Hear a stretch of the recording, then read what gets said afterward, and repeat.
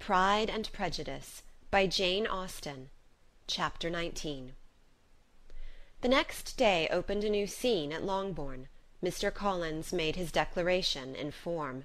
Having resolved to do it without loss of time, as his leave of absence extended only to the following Saturday, and having no feelings of diffidence to make it distressing to himself even at the moment, he set about it in a very orderly manner, with all the observances which he supposed a regular part of the business. On finding Mrs. Bennet, Elizabeth, and one of the younger girls together soon after breakfast, he addressed the mother in these words: "May I hope, madam, for your interest with your fair daughter Elizabeth, when I solicit for the honour of a private audience with her in the course of this morning?"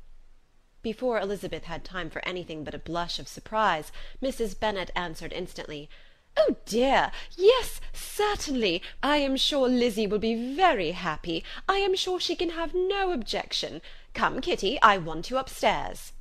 And gathering her work together, she was hastening away when Elizabeth called out, "Dear madam, do not go. I beg you will not go. Mr. Collins must excuse me. He can have nothing to say to me that anybody need not hear. I am going away myself." "No, no, nonsense, Lizzie. I desire you to stay where you are." And upon Elizabeth seeming really with vexed and embarrassed looks about to escape, she added, "Lizzie, I insist upon your staying and hearing Mr. Collins."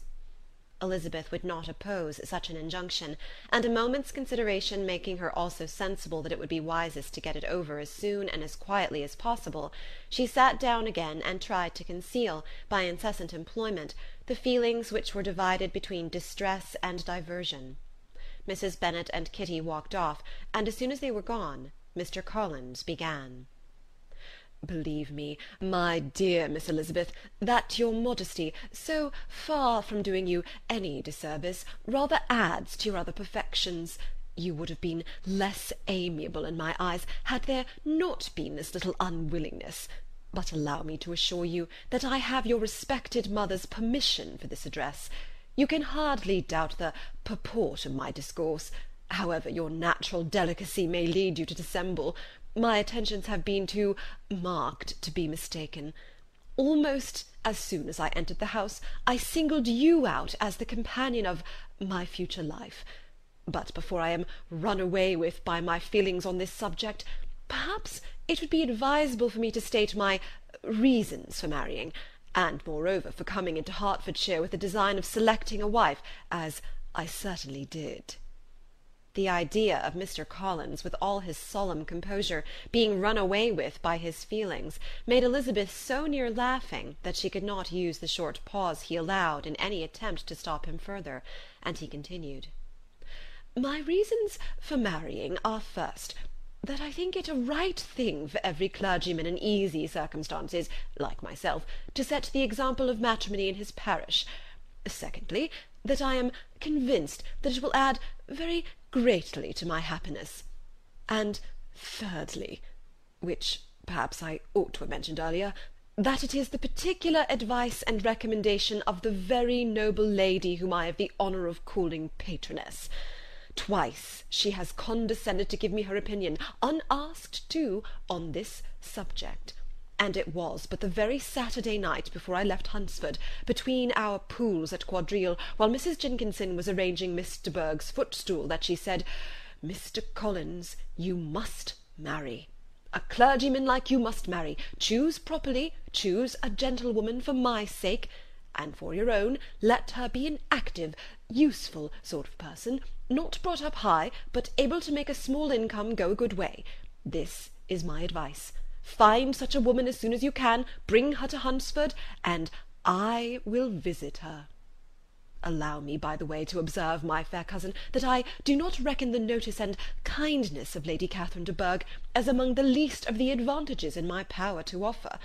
You will find her manners beyond anything I can describe, and your wit and vivacity, I think, must be acceptable to her, especially when tempered with this silence and respect, which her rank will inevitably excite.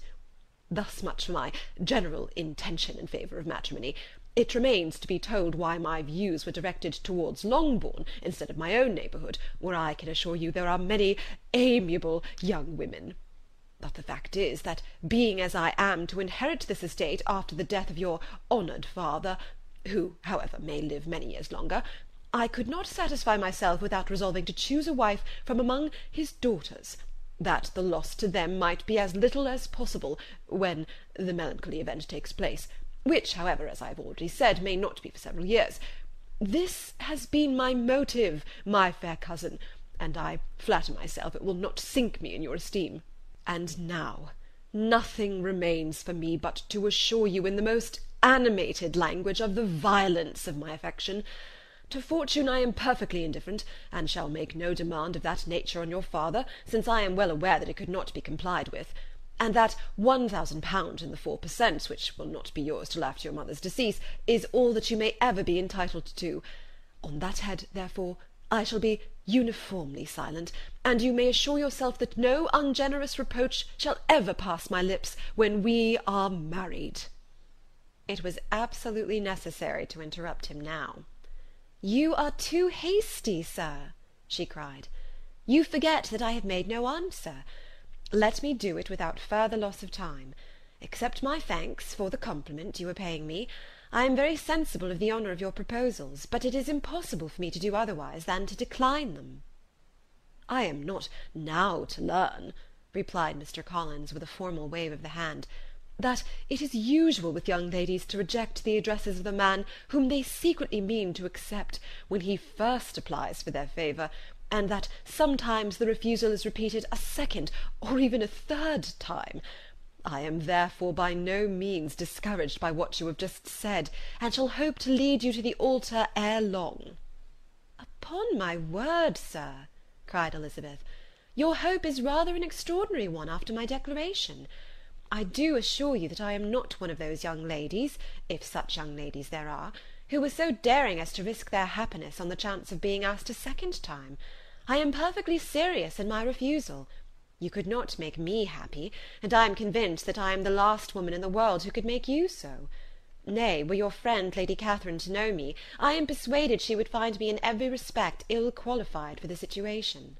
"Were it certain that Lady Catherine would think so," said Mr. Collins very gravely, "but I cannot imagine that her ladyship would at all disapprove of you, and you may be certain when I have the honour of seeing her again, I shall speak in the very highest terms of your modesty, economy, and other amiable qualifications." "Indeed, Mr. Collins, all praise of me will be unnecessary. You must give me leave to judge for myself, and pay me the compliment of believing what I say. I wish you very happy and very rich, and by refusing your hand do all in my power to prevent your being otherwise. In making me the offer, you must have satisfied the delicacy of your feelings with regard to my family, and may take possession of Longbourn estate wherever it falls, without any self-reproach.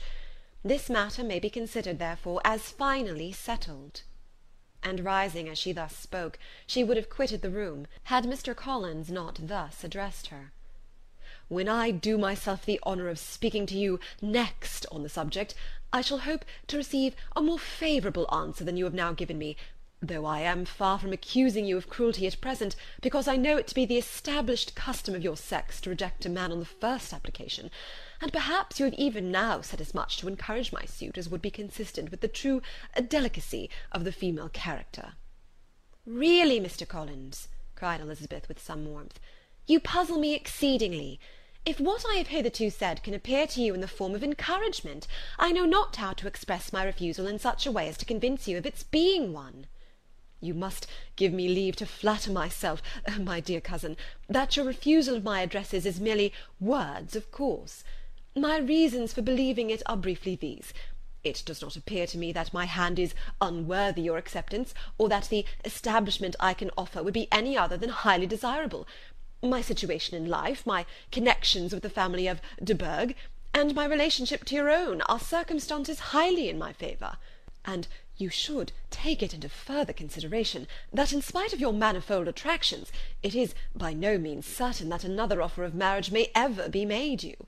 Your portion is unhappily so small that it will in all likelihood undo the effects of your loveliness and amiable qualifications.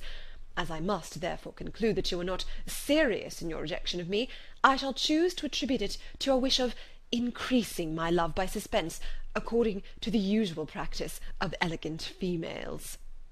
I do assure you, sir, that I have no pretensions whatever to that kind of elegance which consists in tormenting a respectable man. I would rather be paid the compliment of being believed sincere. I thank you again and again for the honour you have done me in your proposals, but to accept them is absolutely impossible. My feelings in every respect forbid it. Can I speak plainer? Do not consider me now as an elegant female intending to plague you, but as a rational creature, speaking the truth from her heart."